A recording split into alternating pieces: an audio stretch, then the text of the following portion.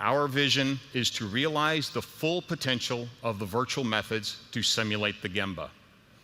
Now, the Gemba is a word we use inside of Honda that means reality or at the spot.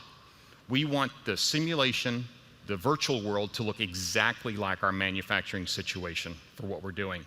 Now, we have a strategy from the model to the layout program all the way up to simulation. This is what we want to accomplish.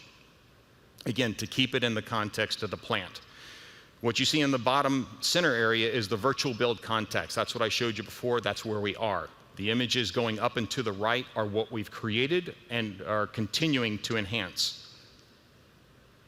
So we had to start with building the plant. As I mentioned, we only had 2D data. We don't have any 3D data history where we can rely on.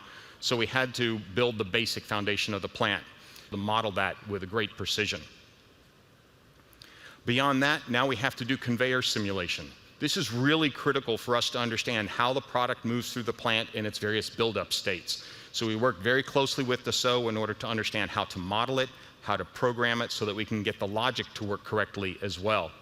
This is the actual instrument panel line, and now connect that to the modeling. This is where we're really focusing to improve the accuracy and make sure that it matches reality. So we've got the kinematics of the modeling in there for the fixturing that the associates have to move up and down to do the assembly work.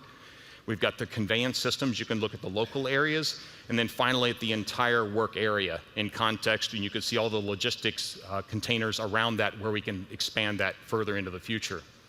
Now going to the main line, we're able to simulate what is it going to look like. And this is great. As much as Honda likes to move models from plant to plant, it's really an easy way for us to verify, can we put this model in that plant?